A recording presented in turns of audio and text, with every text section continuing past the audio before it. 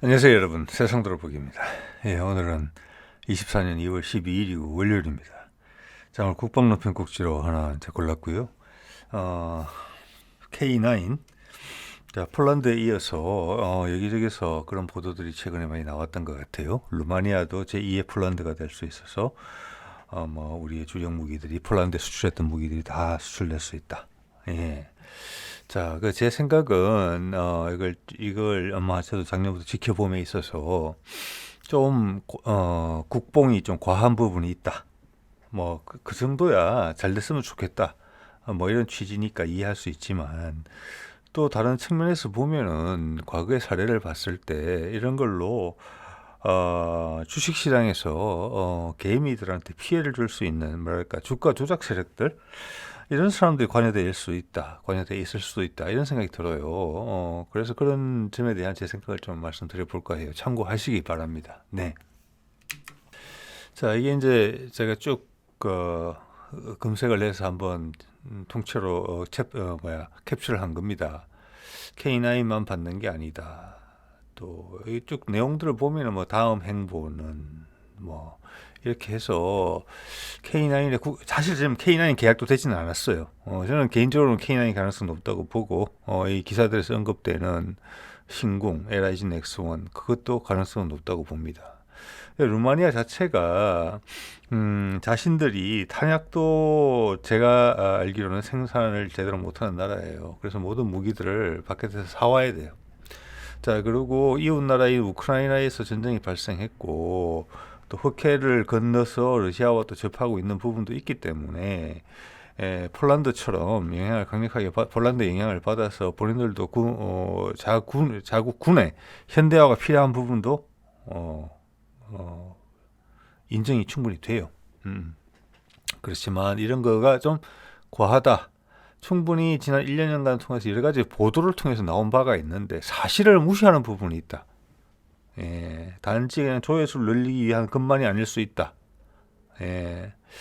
자, 뭘 잘 모르는 개미들을 지옥에 빠뜨릴 수 있는 그런 위험 요소도 있다. 이런 말씀을 이제 드리려고 하는 거죠.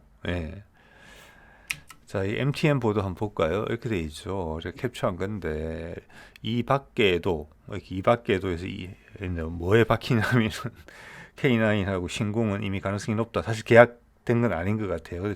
그렇지만 저도 계약 가능성이 높다고 봅니다. 왜냐? 대안이 없기 때문에 그렇다. 루마니아는 현대 로템의 K2 전차에도 관심을 갖고 있는 것으로 전해졌다. 루마니아가 폴란드에 이어 K 방산의 큰 손으로 떠오를지 주목됩니다. 이러면은 관련 업계에 주식이 들썩들썩할 수 있는 부분이라고 생각을 해요. 제가 제목에도 적었지만 K2 전차의 가능성은 제가 파악하기로는 낮다. 이런 말씀을 드리는 겁니다, 지금. 자, 루마니아의 위치죠. 바로 이제 우크라이나의 남쪽에 위치해 있고 흑해를 면하고 있죠. 나토 가입국입니다. 2004년에 가입을 했고 군 현대화가 필요하다. 지정학적으로도 또 그렇죠. 인정이 되는 부분이에요. 자, 저도 작년 이 무렵에 이걸 다뤘던 적이 있었어요. 루마니아 언론입니다. 이게 디펜스 루마니아라는 게 저는 그 사이에 이런 입장이 크게 공식적인 입장이 바뀌었을 거라고 생각하지 않았습니다. 미국에 뭔가 약속을 해준 거거든요. 자, 루마니아가 한국 무기 도입에 큰 계획이 있다. 지금 1년 만에 이게 되살아났고 그 사이 많은 협상들이 있었겠죠. 왜냐하면 MOU를 맺어서 LIG하고 한화하고 협상을 했었을 거니까. 자, 그 결과물로 K9이 나왔고 LIG 넥슨의 신궁이 수출권이 거의 윤곽이 잡혔다. 이거는 100% 동의합니다. 그 외에도 장갑차, K239 천무, 탄약 이런 이야기 그때 나왔어요. 이게 지금 다시 다 나오는 이야기예요. 자, 그런데 여기서 현대는 아니다. 로템은 그런 말씀을 드리는 겁니다. 이때 K2 죄송합니다. K2 전차가 가능성이 높았으면은 현대 로템하고도 의향서를 맺었을 거예요. MOU를 아니거든요. 그런데 왜냐? 자신들이 이미 입장을 표명한 바가 있어요. 전차는 K2가 아니라고. 자, 뭐 이런 일단 MOU 이야기부터 보면은 작년 2월 9일에 나온 기사죠. K9 자주포 수출 타진 성사되면 10번째 운용국 이렇게 돼 있는데 그 당시 하나 에어로스페이스와 LIG 넥슨원이 루마니아의 방산업체와 MOU를 맺었다. 예. 자, 그래서 요 두 군데서 성과가 난 겁니다. 그래서 제 말씀은 K2 전차가 구매 대상에 들어 있었으면은 여기에 현대로템이 빠질 수가 없다. 예, 연대기는 포함이 안 돼 있다. 자, 이건 당시 하나 에어로스페이스하고 MOU를 맺는 사진이고요. 예. 자, 이 3월 7일 기사를 볼게요. 이것도 역시 디펜스 로마니아라는 채널에서 나온 겁니다. 예. 에이브람스 선택을 공식 발표했다. 에이브람스 산다고. 예. 루마니아는 왜 에이브람스 선택했나 이런 질문 여기에 대한 답을 이제 기사 내용에서 하고 있죠. 몇 대나 들여올 것인가. 그 기사 내용을 보면 이렇습니다. 정부 간 구매로 계약을 했다. 예. 이거는 우리 업계랑 자 이게 대별되는 점이 뭐냐면은 우리는 아까 보면 LIG 넥슨이나 하나 에어로스페이스하고 MOU를 맺어서 그들하고 협상을 했다는 이야기잖아요. 즉 정부와 업계지만 M1 전차 구매에 있어서는 정부 간 구매로 되어 있어요.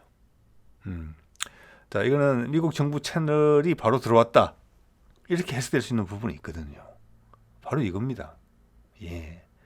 우크라이나전은 이제는 많은 분들이 동의를 하시겠지만 특히 제 채널에 계신 분들은 이건 미국의 전쟁이거든요. 미국이 100조 가까이 들여서 이 전쟁을 지원을 하고 있고 러시아의 콧대를 꺾기 위해서 벌여진 전쟁이란 말이에요. 미국의 전쟁이거든요. 주도적으로 하고 있는 전쟁이죠. 단지 우크라이나를 가운데 대신 내세웠을 뿐이죠. 그래서 이 전쟁에 대한 피해도 미국이 보고 있고 이 전쟁에 대한 로 인해서 생기는 이득도 미국이 당연히 우선적으로 고려될 것을 미국은 강하게 밀어붙일 것이고 이 러시아와 우크라이나 사이의 긴장, 러시아와 미국 사이의 긴장에 의해서 국방력을 강화시키는 국방력 현대화가 초래되는 부분은 그건 트럼프 때부터 강조됐던 부분이죠. 당연히 미국이 우선적으로 선택권을 가진다. 이렇게 보셔야 돼요. 루마니아는 게다가 나토 동맹국이고 우크라이나가 예를 들어서 서방 언론이 하는 이야기대로 넘어가면 그 다음 러시아 공격의 대상이 되는 곳이잖아요. 국경을 접하고 있으니까. 예. 그겁니다. 그래서 최소 1개 대대 규모다. 예, 54대. 지금 이제 K9 자주포도 전도 규모가 이제 언급이 되고 있고 그 이후로는 작전에 가장 적절한 전차다. 이런 것밖에 없어요. 예, 여기는 기술 일선, 가격적 우위, 성능이 가장 우수한 전차 이런 것은 다 적절치 않은 선택의 이유이기 때문에 그런 데 대한 언급은 없어요. 뭉뚱그려서 그냥 작전에 가장 적절한 전차, 미국 전차이기 때문에 사야 된다. 이렇게 보시는 게 정답이에요. 왜냐? K9은 지금 서방권에서 그러니까 미국이 배가 많이 아플 거예요. K9 때문에. 자기들은 지금 오래된 자주포를 가지고 있고 자기들 자체가 K9 자주포를 사야 되는 입장이거든요. 그래서 K9은 사실은 동무대예요. 그런데 천무나 전차는 다른 이야기예요. 이건 미국이 빨리는 만들지 못하지만 팔 수 있어요. 예, 여기는 핵심적인 내용이에요. 자, 여기 보면 이제 자주포 이제 이번에 계약 이야기가 나온 것이고 K9 보병 장갑차 가능성이 있다고 봅니다. 왜냐하면은 지금 미국은 보병 전투 장갑차가 교체되는 시기에 있잖아요. 기존 브래들리에서 차기를 선정해야 되기 때문에 브래들리 그래서 이번에 우크라이나에 많이 도와줬잖아요. 저 가능성은 있다고 보고요. 단거리 대공 미사일 또 가능성이 있다고 보고 다연장 로켓은 미국의 하이마스라는 제품이 있어요. 그래서 다연장 로켓은 쉽지는 않을 것이다 이런 생각이 들어요. 자, 그리고 루마니아가 좀 지혜롭게 내지는 좀 얕게 행동을 했다면은 이런 발표를 공식적으로 하기 전에 여러 측면에서 작업을 좀 했어야 돼요. 폴란드처럼. 예. 폴란드도 쉽게 우리 K2 전차를 사고 천무를 산 게 아니거든요. 예. 그런데 단박에 이렇게 공식적인 발표를 했기 때문에 이것을 번복한다? 예. 그리고 루마니아는 폴란드만큼 강력하게 많이 사지 않아요. 그렇기 때문에 이 정도 샀으면은 이 정도 사놓고 후속 구매를 한국 것을 한다? 이러기가 지금 좀 어려운 것 같아요. 그게 제 짐작입니다. 예, 그래서 K2 이야기는 근거가 좀 없다. 예, 이렇게 보는 거죠. 오히려 나쁜 의도가 있다. 이렇게 생각되는 것입니다. 예. 자, 이게 2023년 3월, 작년에 제가 좀 전에 기사 소개드렸을 때 그때 쭉 한국에 떴던 거예요. 이거 보세요. 지금보다 더 하죠. K2 전차 500대, 12조 원. 예, 잭팟 터졌다, 루마니아. 노르웨이 그때 실패했던 이후에요, 바로. 이번엔 10조 원, 루마니아 500대 수출. 그 다음 노르웨이 전차 사업에서 억울한 일을 당했는데 현대로템이 이번에 이제 전화위복이다 이런 이야기고, 이 밑에도 보면 자극적으로 K2 비판하듯 현지 앵커 전 면전에서 루마니아 장관의 충격 발언, K2가 훨씬 낫다. 우리는 이걸 할 거다. 이런 분위기가 쭉 돌았어요. 이게 1년 전이에요, 딱. 예.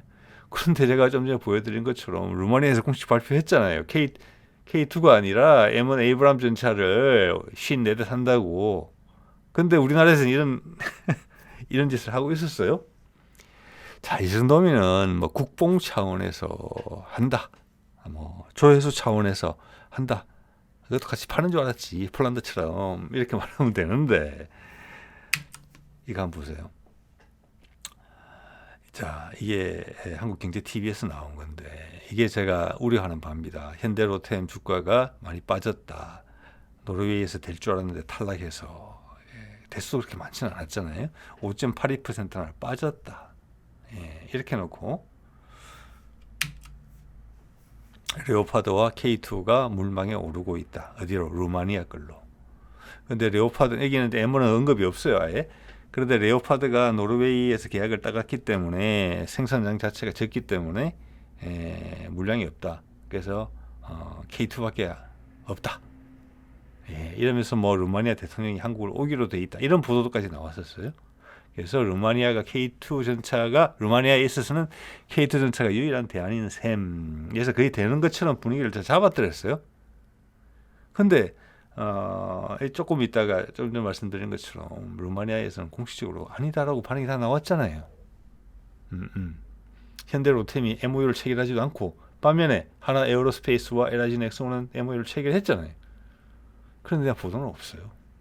즉 주가가 오를 거다 이런 이야기를 하는 것밖에 안 돼요. 두 가지 사실 분명히 선택을 하지 않을 것이라는 걸 알고 있으면서 이런 방송을 했다고밖에 볼 수 없는 거예요.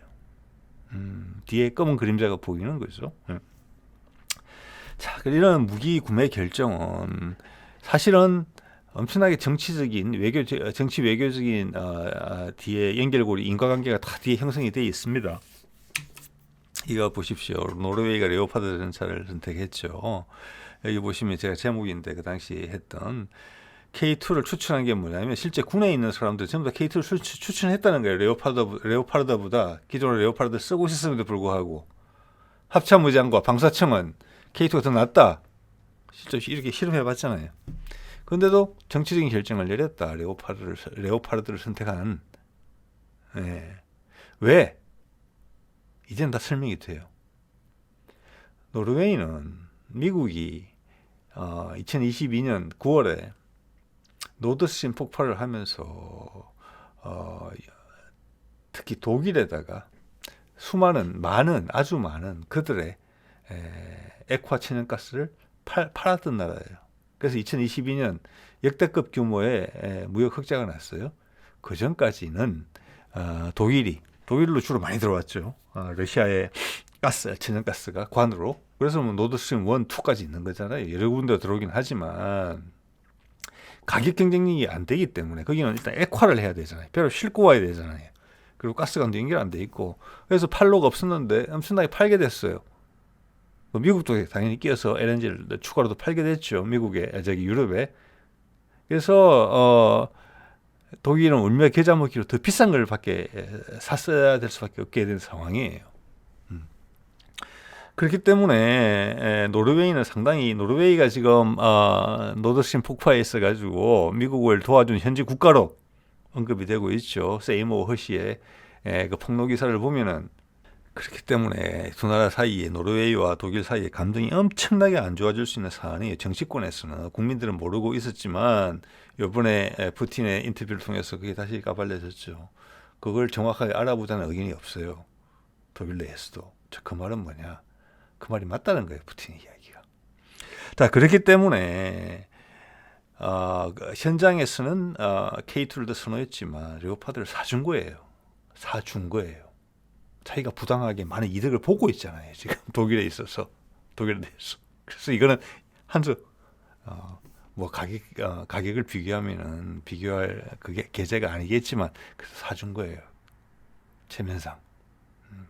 자, 그러면 이번 루마니아 것도 마찬가지예요. 이것은 현재 미국의 전쟁인데 미국은 노드스트림까지 폭발을 하면서 자기 유럽에서 가장 강력한 동맹국을 짓밟아 가면서까지 러시아를 압박하고 우크라이나전에서 어떻게든 승기를 잡으려고 노력했는데 거기에서 나오는 파생된 이익이라는 부분에 있어서 자기들은 지금 100조 원까지를 가량을 투자를 했잖아요. 그리고 전쟁이 지금 이기지도 못하고 있잖아요. 지고 있죠. 질판이죠, 곧. 예. 그런데 거기에서 부가적으로 떨어진 자국 내 방산업체가 혜택을 볼 수 있는 부분에 대해서 한국이라는 나라가 와서 넙죽 뺏어가는 것을 기분 좋게 바라보겠습니까? 그리고 루마니아라는 나라가 그런 것을 난 한국 무기 좋던데 나 이거 살래 이 기회에 이렇게 이야기를 하고 뒤통수가 선을 하지 않겠습니까? 그겁니다. 예. 자, 이거는 이제 천연가스 패권이라는 부분에 대해서 우크라이나전이 관련이 있다 이런 부분을 말씀드렸던 내용이고요. 그래서 이건 그러면 폴란드를 어떻게 샀느냐? 이게 궁금한 거죠. 일단 폴란드가 우리 제품을 선택할 수 있었던 것은 양이 엄청나게 많았다. 수량이 엄청나게 많았다. 그리고 아까 말씀드린 것처럼 K9 같은 경우는 대안이 없다. 그래서 K9을 사는 것은 아무 문제가 없어요. 아무 없는데 그 다음 천물을 사거나 K2 전차를 사는 데는 큰 무리가 있었다. 일단 많은 양을 샀고 우리는 빨리 배치하기를 원한다고 강력히 강조했어요. 왜? 우크라이나가 언제 넘어갈지 모르니까 미국이 동의하지 않을 수가 없었을 겁니다.